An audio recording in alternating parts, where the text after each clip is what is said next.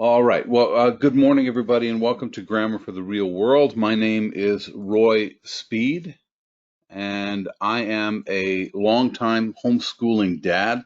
In 2014, my wife and I founded HS College Bound. We provide services to families homeschooling through the high school years. I'm also going to put up my email address. Feel free to contact me if you have any questions about my courses, want to discuss a student with me, anything really. I'm available. Um, Now, I thank the organization of Virginia Homeschoolers for sponsoring this session.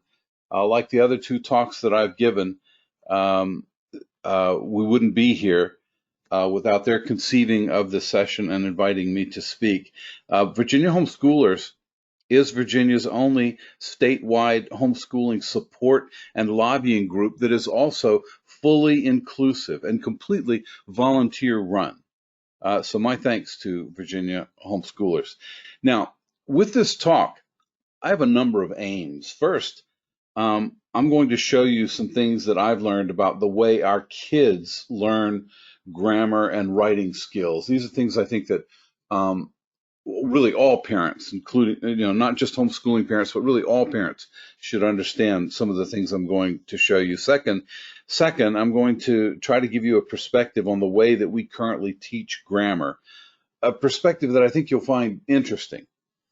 And and um, and then third, I'm going to show you some different approaches to teaching grammar, approaches that emphasize how understanding the mechanics of English can strengthen our students' writing, but also approaches that make the whole subject of grammar, usage, punctuation more practical, more applicable to our students' writing. First up, just a few points about the way we teach grammar today. And welcome to those who just arrived.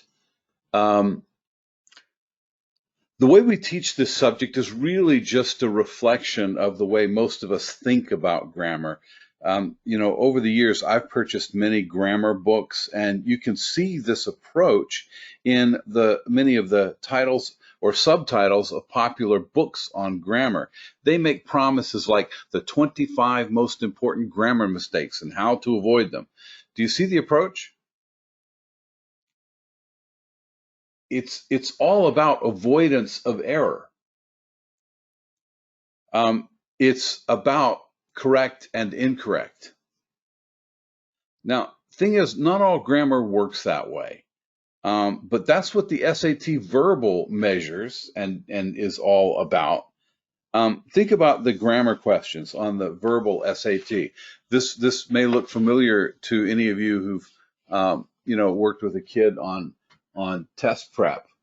Um, Remember how this works in the SAT verbal. The students must read a short article, and in that article, certain passages are underlined and they're flagged with numbers.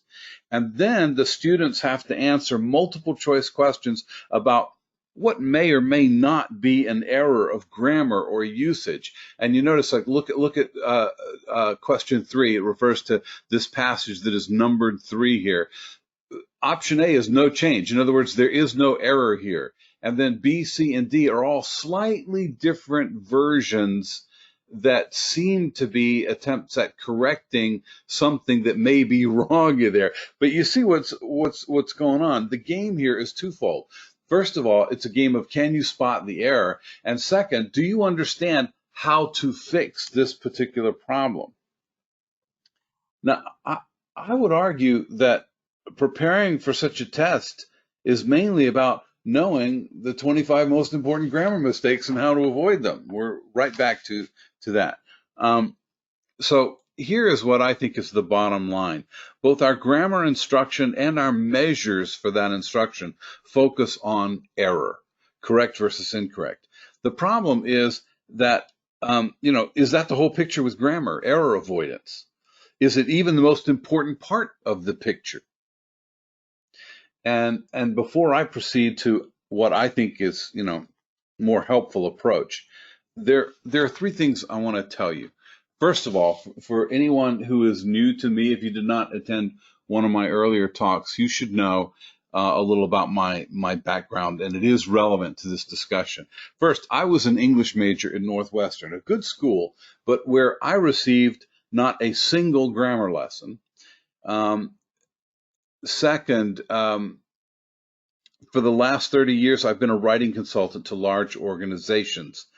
Basically, I advise them on their writing challenges. You know, when writing becomes a business issue, I step in to help. I analyze the situation. I help them understand how their writing is falling short, what they need to do.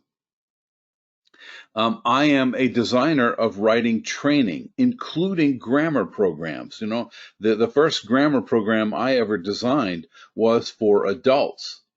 And I have taught language fundamentals to people you'd think would know better, wouldn't need such training, like PhDs and MBAs and MDs and more.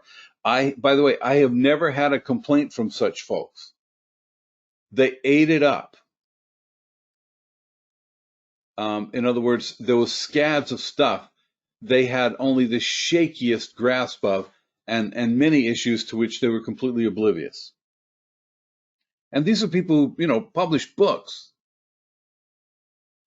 Now, I've also written this book, The Writer's Guide to Grammar, and I'll be talking more about this later. I'm actually going to show you a few things to illustrate, a few things in this book that illustrate some of the principles or issues that I want to talk to you all about. Now for the second thing that I wanted to tell you.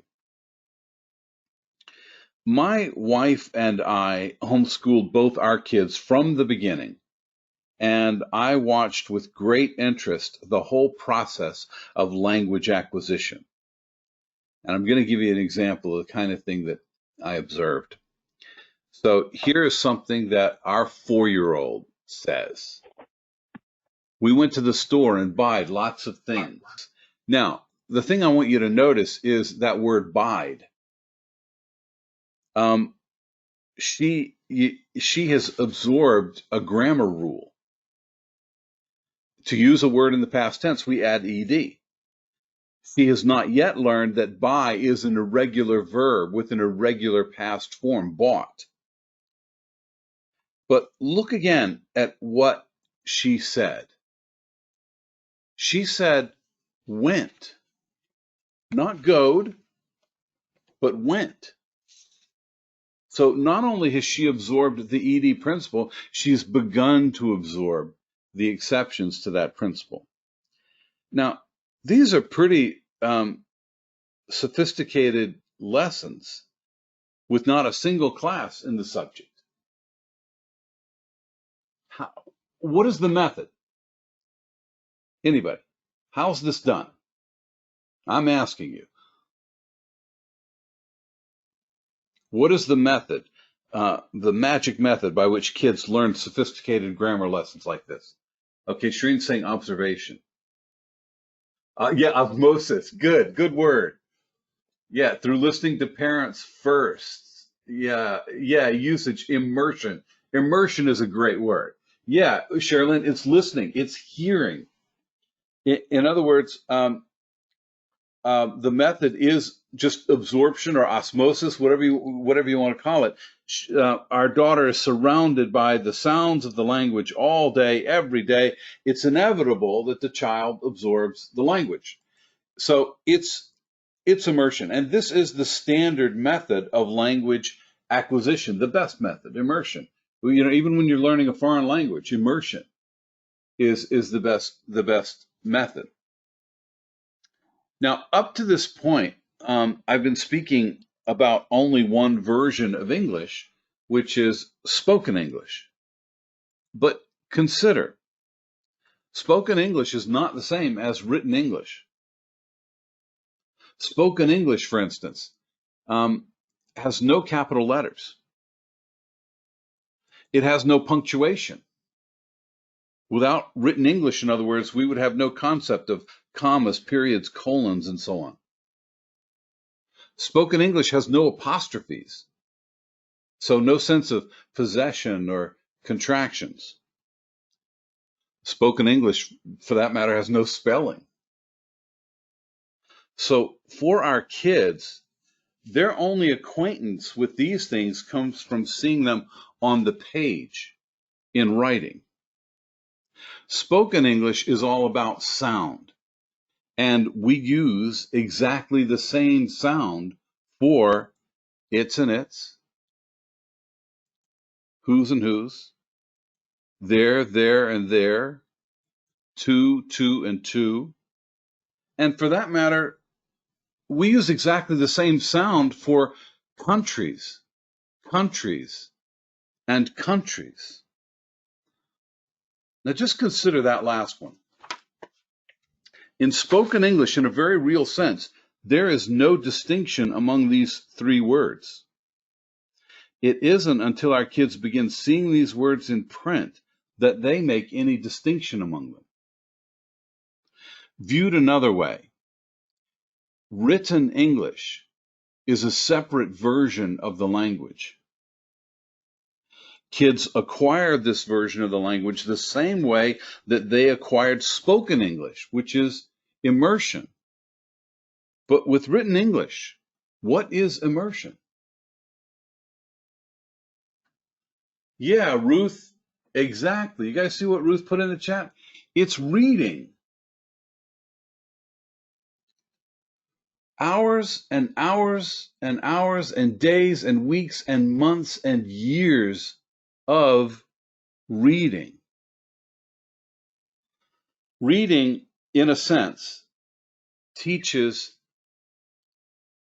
countless writing and grammar lessons, invaluable lessons, priceless lessons. I would say that reading teaches lessons difficult to acquire through any other means. And I'm going to give you just a few examples of the kinds of things that I think reading teaches our kids. And again, this is not in the classroom. It's just things they absorb by osmosis. First of all, formal diction and vocabulary. You know, when my son was a little kid, I remember I went into one of his books, and over a 2-page spread, I noted the following: for 3 days and nights he lay entombed. Now, do you see that word lay? It's the past tense of the verb to lie, meaning to rest or recline. And this version of lie is a verb that most Americans get wrong in their speech, and whose correct use children will encounter only in their reading. Here's another: for a long while he feigned sleep, as chivalrous as ever, replied the vagabond, the Irish envoy. Now you notice in a story that my kid was reading, there was all sorts of uncompromising vocabulary. And these are all, you notice these are all words.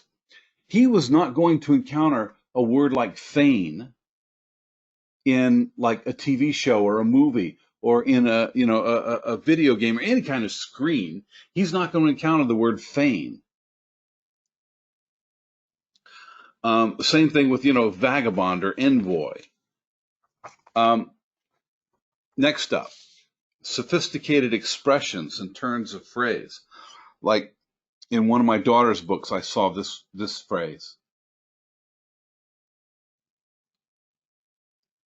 It's actually a really sophisticated expression, isn't it? To steal a glance. It's almost like you have to already know this behavior before you can understand the expression. But once you understand the expression, this is the way to describe a stolen glance, right? I mean, these are the words that capture that human experience. And then, a phrase like beyond praise. What does that even mean? To be beyond praise. And fair content. All of these unusual turns of phrase that our kids are never going to encounter, say, in a conversation with other kids or even in a conversation with us. Of course, there's also more complicated sentence structures. I'm not going to give you examples here because I could spend all day just talking about the lessons that our kids absorb from their reading, but definitely they encounter more complicated sentence structures than they will encounter anywhere else, and a depth and breadth of content, you know, just deeper, broader than they will encounter anywhere else. And so the point of all this then is that through their reading, our kids get accustomed to ingesting information in the form of complete written sentences with all the right punctuation in the right places, with all the words correctly spelled, with capital letters, on all the proper nouns and apostrophes in all the right places. And my claim is that this steady diet of complete written sentences will eventually result in our kids being able to produce such sentences themselves. That is, write. Now, I'm going to pause there. Does all this make sense? Am I belaboring the obvious here? Is this something we all know?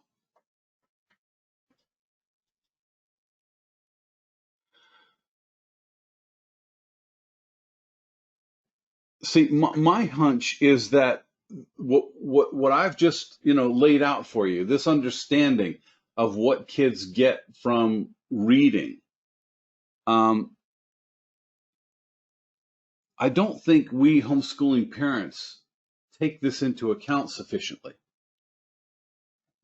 And correct me if I'm wrong, but like I often see on homeschooling discussion boards, I often see things like this.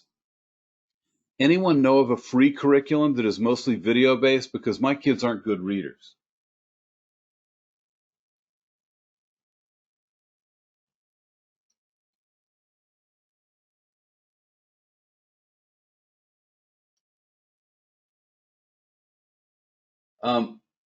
If your kids aren't good readers, is the solution to go to video?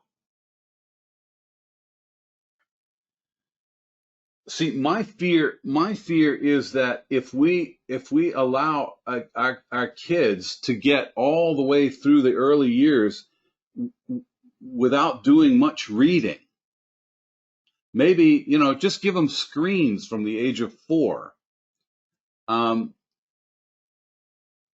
My concern is that we may be impairing their ability to write. In my work as a writing consultant, occasionally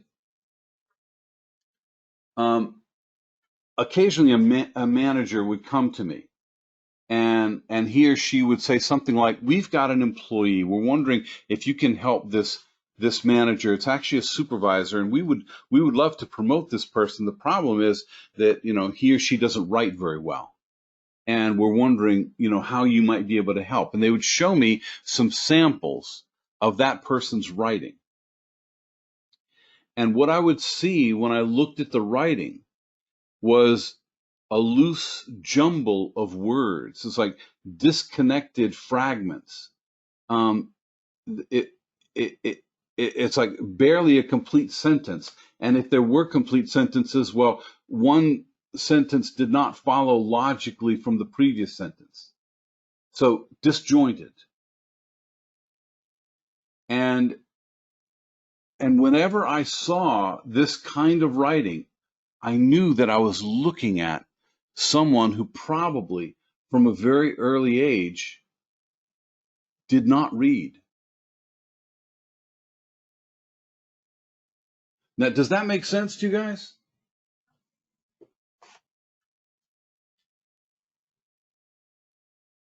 In other words, there's a way that the reading experience orders the human brain to communicate in written English.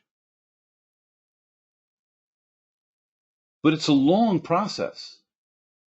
And so I think it's really important that we, provide that process to our kids. And so, for example, I think we overestimate the utility of things like audiobooks. If you're gonna have a kid listen to a book instead of read it, well, put the real text in front of the kid and make them follow along, so that they are seeing the words, they're seeing the punctuation, they're seeing the capital letters, everything.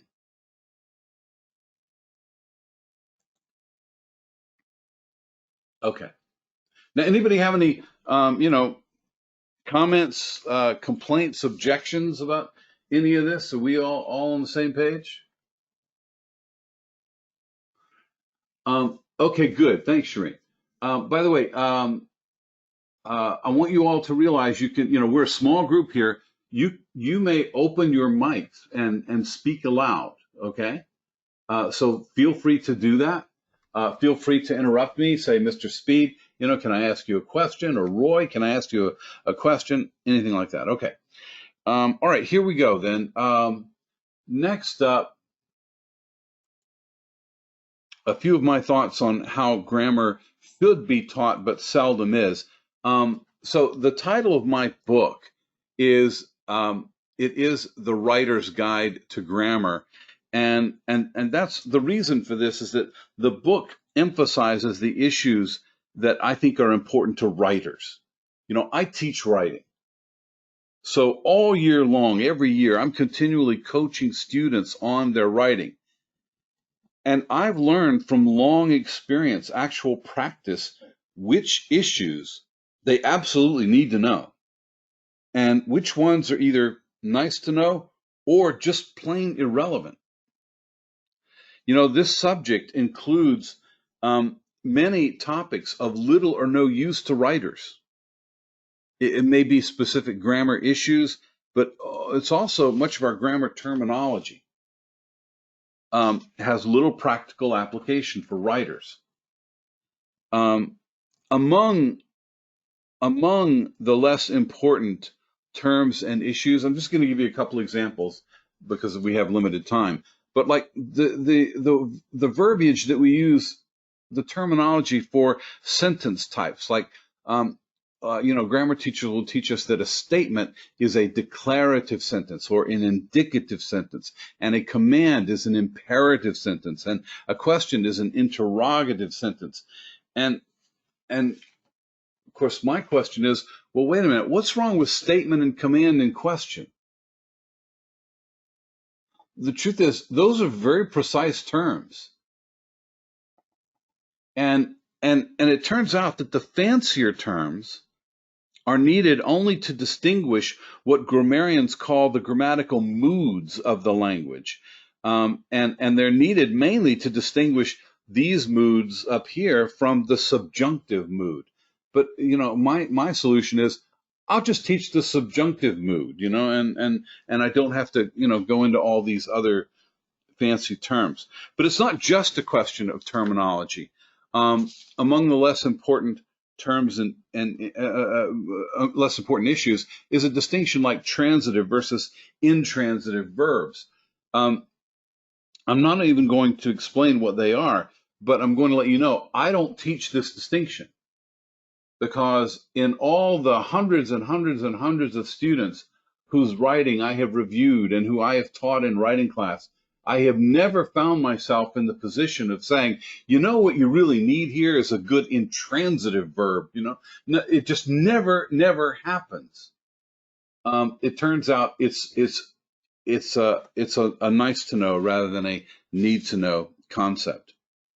On the other hand, there are things in sentence mechanics that lead directly to useful writing tools. Let me show you an example. This distinction, dependent versus independent clauses, it's traditionally taught because it helps students understand how to punctuate compound sentences. So it's helpful with commas and semicolons. In fact, it's vital. What I'm going to do here is remind you of how this issue works. And then I'm going to show you something that is seldom, if ever, taught to our students. So first of all, the basic concept, an independent clause can stand on its own as a complete thought. It forms a sentence just the way it is. Here's an example. Mr. Bingley finds you attractive. Now, a dependent clause, by contrast, will somehow leave you hanging. It's not a complete idea. Like, um, um, here's an example. Since Mr. Bingley finds you attractive, and you can feel how it leaves you hanging. This is a dependent clause. A dependent clause forms a complete thought only when combined with an independent clause, something like this. Since Mr. Bingley finds you attractive, we must invite him to dinner. And there you go. The dependent clause, when joined with an independent clause, now it can form a complete thought. Now, just a few more examples. If you bring me the golden fleece, you may marry my daughter. So, dependent and then an independent. As soon as you look at her, you turn to stone, a dependent and then an independent clause. So that's the basic distinction. And when I teach this, I give my students a few exercises, just to drive home the point, get them comfortable with the distinction. And then when they turn the page, they see this. In the Writer's Guide to Grammar, the Writer's Toolbox is a regular feature. And in these sections, I try to show students how the grammar principle they just learned might affect a purely writing decision. In other words, it's not about correct and incorrect. It's about how you, as a writer, might get mileage out of what you just learned. So look at the concept here. Ideas expressed in independent clauses will carry more weight with readers than those expressed in dependent clauses. Now, how does that work? Well, look at the writing guideline. When a sentence contains both a dependent and an independent clause, the emphasis will be on whichever idea you position in the independent clause. You should accordingly choose carefully which idea you would rather emphasize and then position that idea in the independent clause. Now, for most of my students, they have no idea what that means. So I have to have them apply it. Like here's the exercise on the same page. And look at the instructions, the directions. Rewrite the following sentences so that the idea currently in the dependent clause is expressed as an independent clause and vice versa. And look at the requirement. Begin each rewrite with the new dependent clause. Now, let me show you how this works. Look at number 10. While Nero fiddled, Rome burned. Now, anybody, in that sentence, what is the independent clause?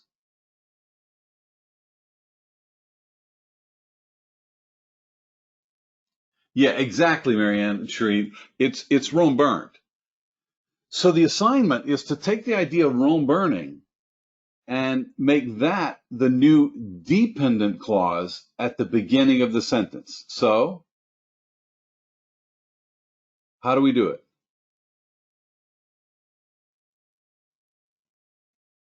Rome burned while Nero fiddled. Actually make it the dependent clause. See, I'm not asking you to simply reverse the sequence. I'm asking you to also reverse the structure. So, Oh, okay. So while Rome burned, Nero fiddled. Okay, so you all see what I'm driving at? You'll notice that in the rewrite, the structure is the same. It begins with a dependent clause, it ends with an independent clause, but within that structure, the ideas have been reversed.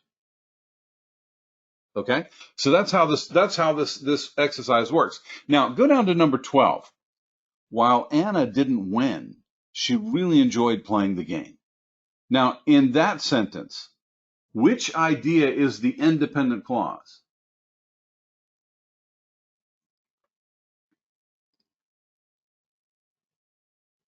Yeah, exactly, Ruth. It's the idea about how Anna really enjoyed playing the game. So we're going to take that idea and make it the new dependent clause at the beginning of the sentence. So while Anna really enjoyed playing the game, She didn't win. Okay? Now you'll see how this works. Once you see what the demand is of the exercise, it's not hard to do. But now let's go back to, the point. What is the whole point here?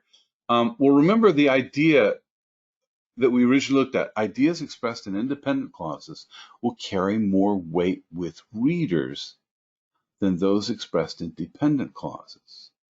And then the corollary, you should accordingly choose carefully which idea you would rather emphasize, and then position that idea in the independent clause. So here's another way of thinking about it. The reader's attention, think of it like a spotlight. And here's a sentence that has two ideas in it. And so the question is the reader's attention going to focus on the first idea or on the second idea? And it turns out that they can't focus on both. And what the grammar does is the grammar invariably steers the reader's attention to the independent clause. So I tell you what, I want you all to listen to the two versions that we've got of this sentence and ask yourself, is there any difference in the flavor or impact of each version? So version 1, while Anna didn't win, she really enjoyed playing the game. Version 2, while Anna really enjoyed playing the game, she didn't win. What's the difference in the flavor of those two versions?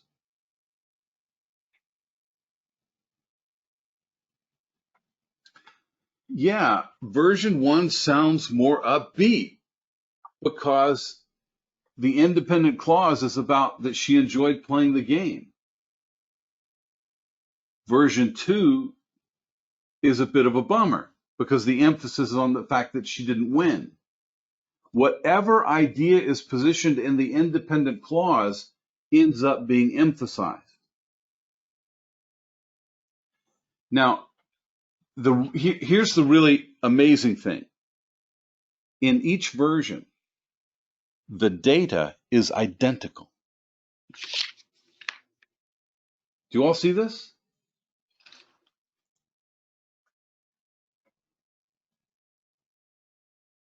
So it's not about altering the fact, but the grammar steers the reader's attention to a different spot in the sentence. And by the way, like look at this last one. I'm going to read two versions of number 13, the original first. While you may have a piece of chocolate cake for dessert, you will not be allowed to watch TV or play on the computer. Version 2. While you will not be allowed to watch TV or play on the computer, you may have a piece of chocolate cake for dessert. Do you hear the difference in the flavor or impact of the writing? And it's all about which idea is getting emphasis. Now, by the way, I didn't invent this. This is inherent in the grammar of the language, grammatical structures of our sentences. And by the way, for a guy like Cicero, the ancient Roman orator, he wrote many books on oratories, public speaking, rhetoric. And for him, this kind of thing would have been old hat. In other words, in ancient Rome, when they taught the grammar of the Latin language, they would, of course, also teach rhetoric. In other words, in ancient Rome, the two things went hand in hand. It's only really in our, instruction of the last couple of hundred years that the two have gone farther and farther and farther apart, so that now grammar is completely discussed without its effect on writing. And in fact, I would argue that the kind of thing that I just showed you is basically now forgotten among all of our English teachers.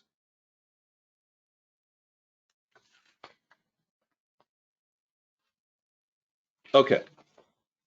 All right, let's what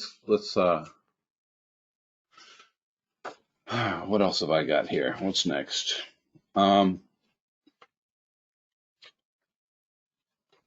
one of the I guess the general principle that I want you to see is that I think that we owe it to our students when grammar leads to a writing tool.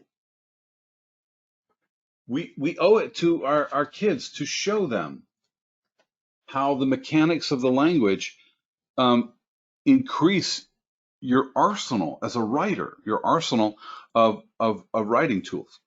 Okay. Now, I also think that we need to give our kids better reference tools. In other words, in addition to showing them how grammar principles apply to their writing, I try to provide easy to use reference tools for things that I know my students trip over a lot. And here's an example, quotation marks.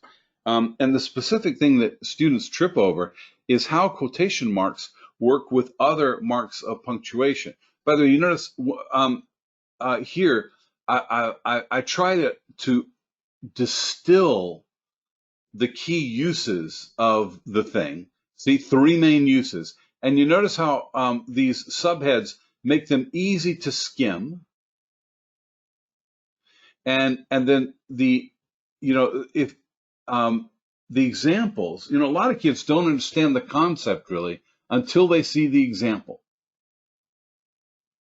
And that's fine. So I always try to get to an example as quickly as I can.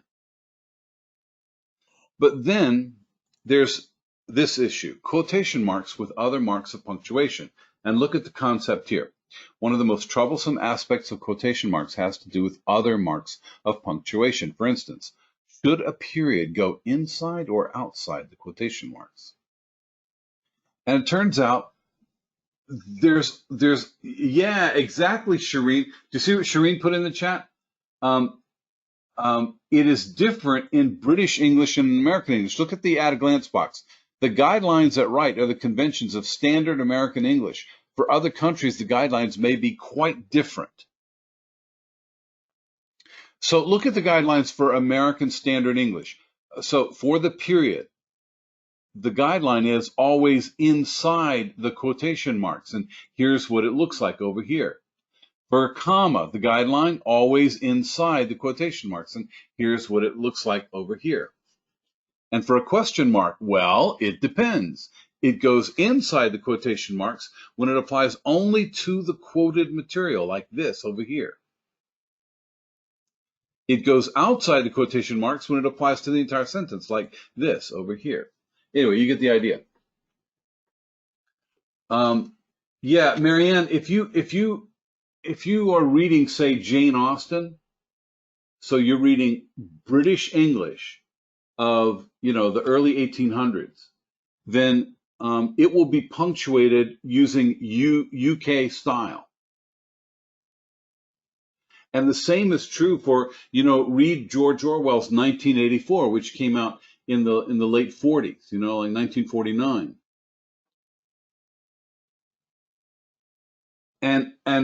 And kids are actually sometimes misled into thinking that, single quotes, you can put speech in single quotes and that it's more stylish or something. No, it's actually British. And in American Standard English, it's actually incorrect. In American Standard English, we use double quotation marks. That's the point of the second paragraph in the at a glance box. So the thing I wanted to show you is that, do you see this table? In my experience, I have never seen this information summarized and presented in such an easy-to-use fashion. And so the Writer's Guide to Grammar is filled with these easy-to-use lookup things. All right. Now,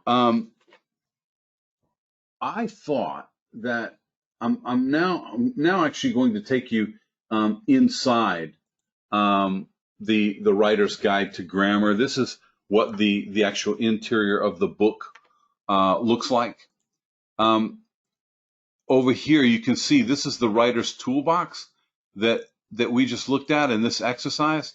That's how it appears in the book. And opposite the next section there's a unit on modifying clauses and phrases, and this unit is all about how entire groups of words can behave as a modifier.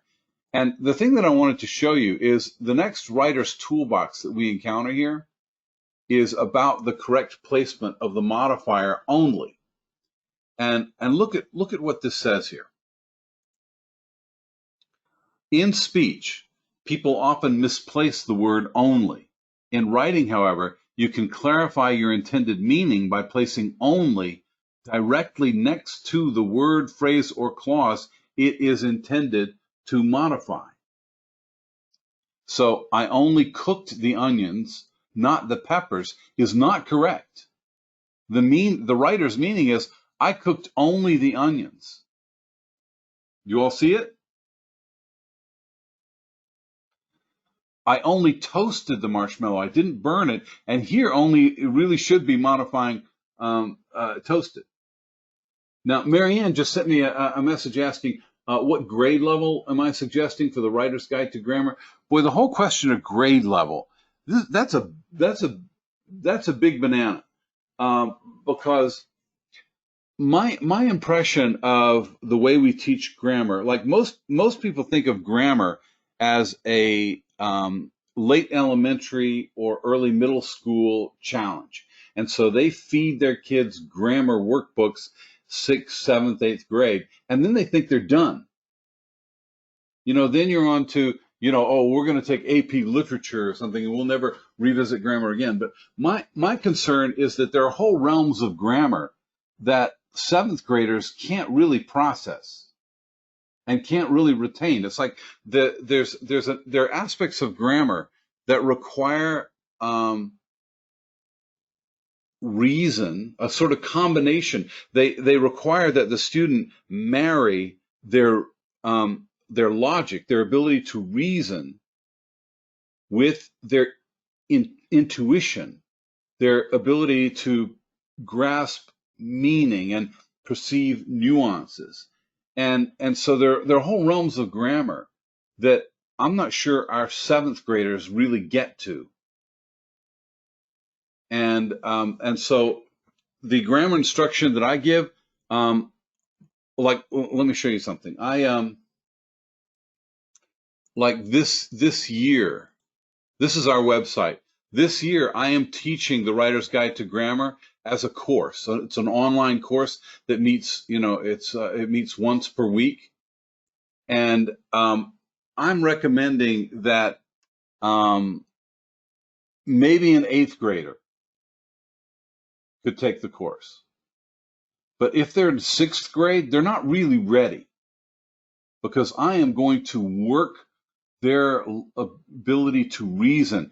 And 6th graders, if you know anything about the development of kids' brains, their ability to use logic, not all the wiring is connected yet in their brains, unless it's a really unusual child. I have encountered, 11-year-olds, 10-year-olds, 11-year-olds who could reason as well as an 18-year-old. But that's a rare bird. Sure. Okay. So we were talking about the correct placement of only, and consider in this exercise down here, in the following sentences, locate the modifier only and use an arrow to indicate where it should be placed. So number 1, the bakery only wanted to hire Nick if he could work on weekends. Where does the only actually belong, gang?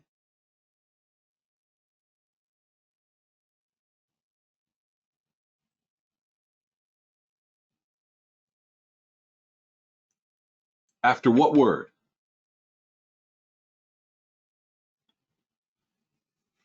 Yeah, exactly. It goes after the word Nick. So in other words, it's modifying if he could work on weekends, only if he could work on weekends. It's a condition.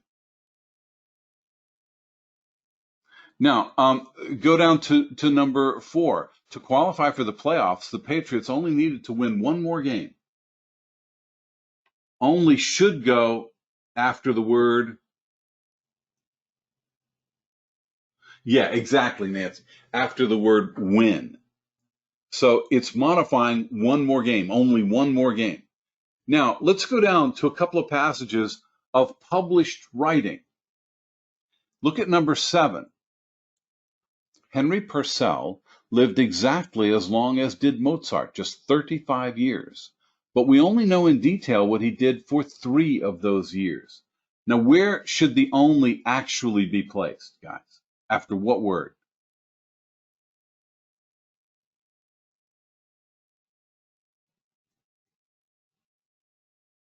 Yes, Shireen. It should go after the word for. We know in detail what he did for only 3 of those years. Now, does that make sense, everybody? So you see, part of what I'm driving home to students is that the challenge of writing English is quite different from the challenge of speaking English. In spoken English, we use inflection to make up for the sloppiness of our syntax. But in writing, nobody can hear your voice. The words sitting in black and white, on the page, they have to do all of the work. And so a much greater degree of precision is required. Look at number 8. The first edition of Mary Shelley's Frankenstein was only stretched to 3 volumes by printing few words to the line, few lines to the page, and few pages to the volume. Now that's a complicated thought. Where does the only belong? After what word?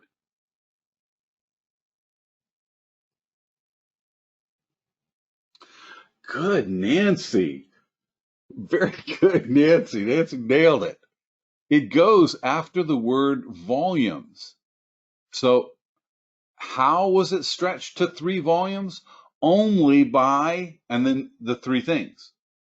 Only by printing few words, few lines, few pages.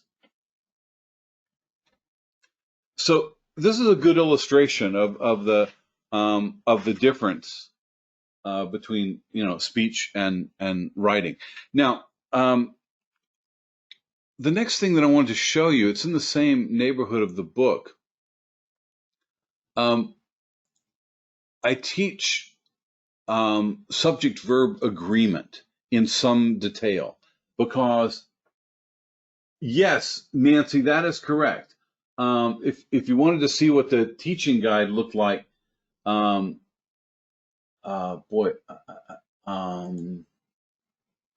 yeah, I would have to pull up a different file. But you can get a look inside the teacher's guide on Amazon. The Amazon has it has the look inside feature. And so when you go to let's see, where's the teaching? There's the teaching guide. When you go to the teaching guide and you go to look inside, then you can see how it's all formatted. Basically, most of the teaching instructions are in the columns, and then all of the correct answers are indicated in color. So the student workbook is in black and white, but the teaching guide is in color to make it really, really easy to see. Oh, good, Ruth. I'm glad you appreciate Matson. I think Matson's awesome.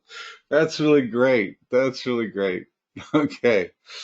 Well, when I'm teaching, subject-verb agreement is something that students trip over quite a bit. And so I show them a number of tricky situations and how to navigate those situations. But here's the thing I really wanted to show you.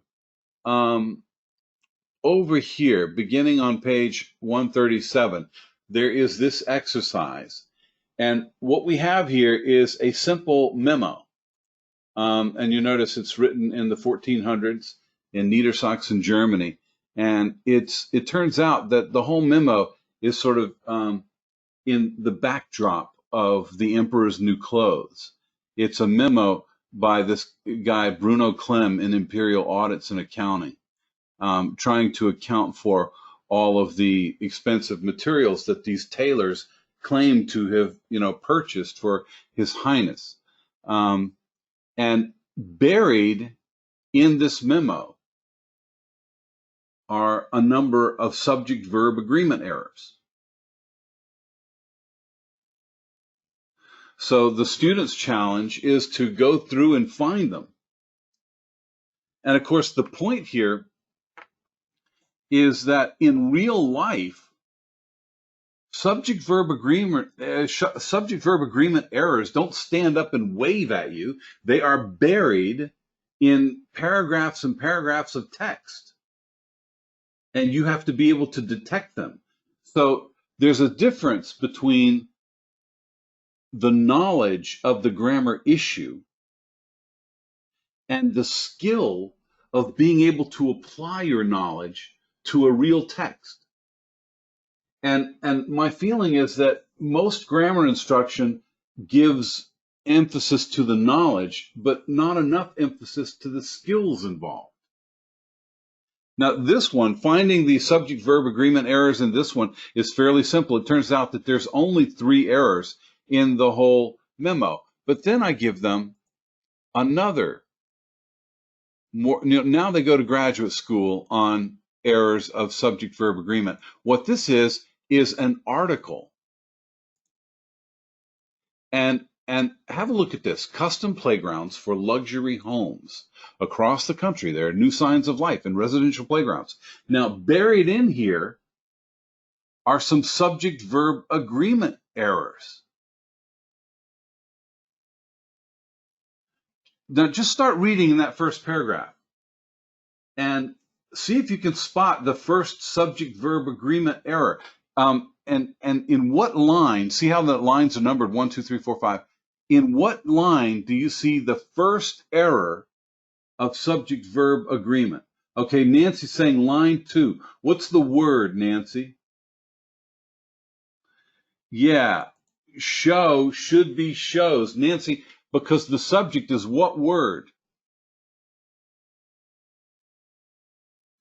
Yeah, and there is the key skill. Out of this thicket of words, the students have to locate the subject and the verb and detect whether they have a match. Survey shows. Now, somebody find the next one. It occurs in line, okay, Sherilyn is saying line 4. Sherilyn, the word is, what's the word that is in error? It's are. Good. Now, that's because the subject of this sentence is what word? The complexity. Exactly. So complexity is. Anyway, thank you, Sherilyn. So this is the core skill, to locate the subject and verb and then pair them, use them in tandem. Subject, verb. And then of course your ear will object to complexity are. But what's going on here, and the reason that our students make so many subject-verb agreement errors, it's often because somehow the subject, the verb is at some distance from the subject. And like here, there's a whole bunch of intervening plurals that mislead the ear and trick the ear into choosing are. Anyway, so you see what a practical exercise this is, right? This is the real world. This is what it's really like to have to find that kind of error.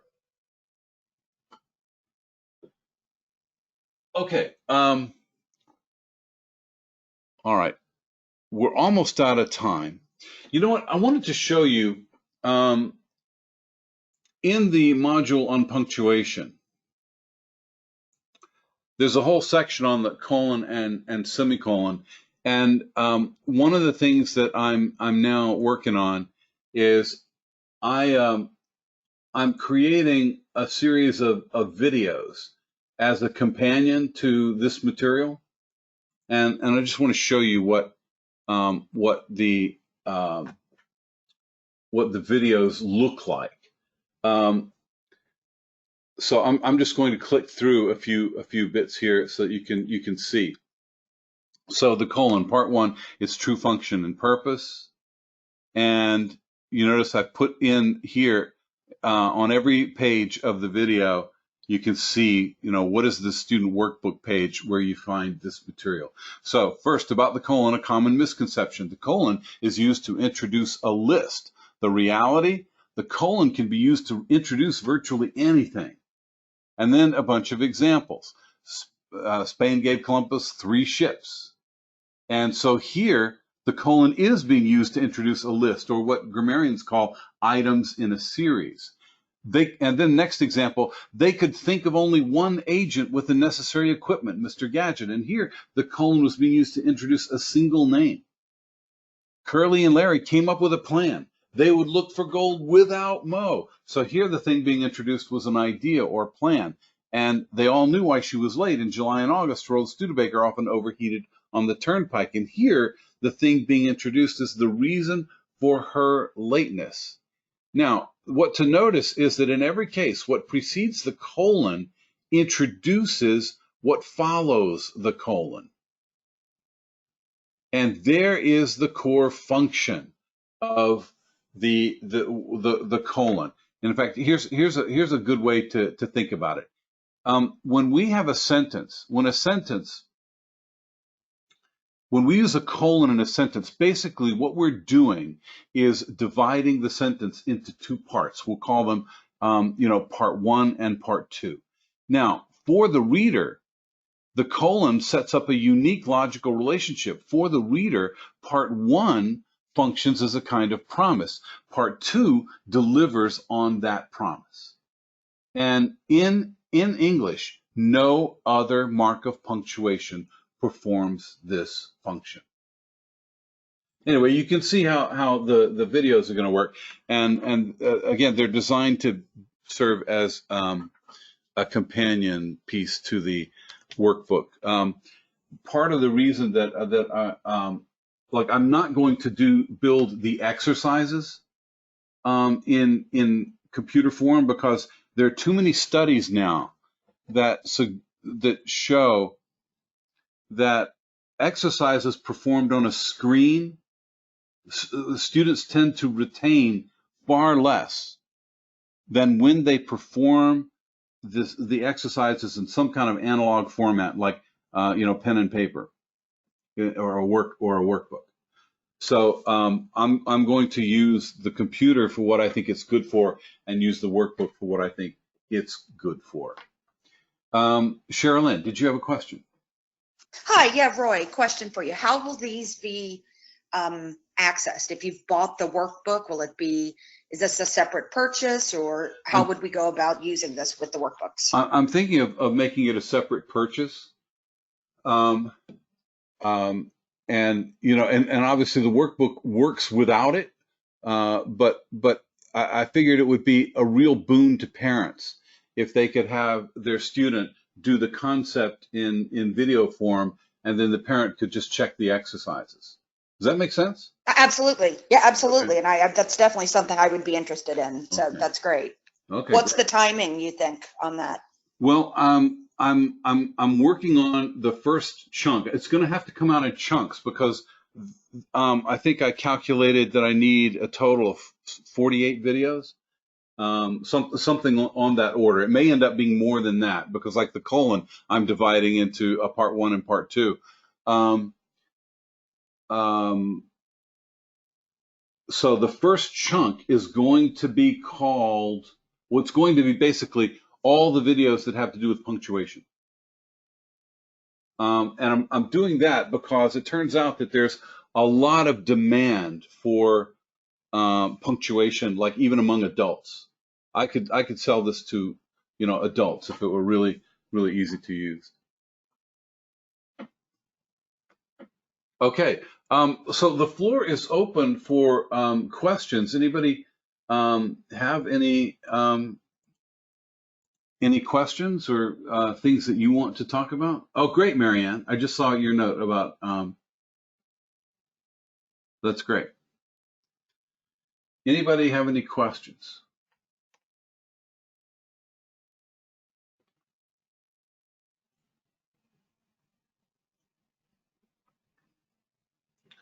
Well, well, you know, if you found this interesting, how interactive is the course? Ruth, you're asking about the online course that I do? Yeah, it's super interactive.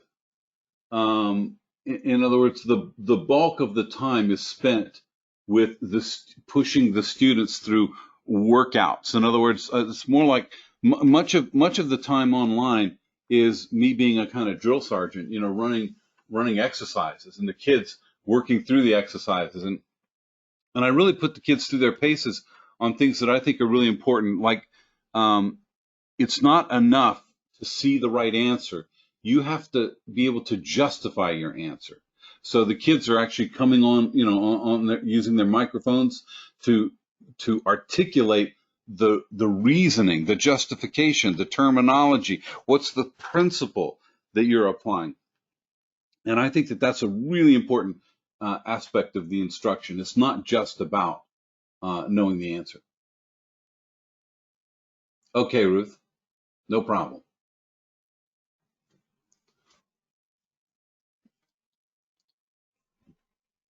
Well, great, Marianne. I'm delighted to hear that. You know, I can really use some evangelists, so please spread the word. I am still not very well known out there. I'm still, you know, at the beginning of my journey here. So yeah, please let people know that I exist and what it is I'm trying to do. Well, look, I encourage you all, please. You know, I really meant it when I said, you know, to use my email address.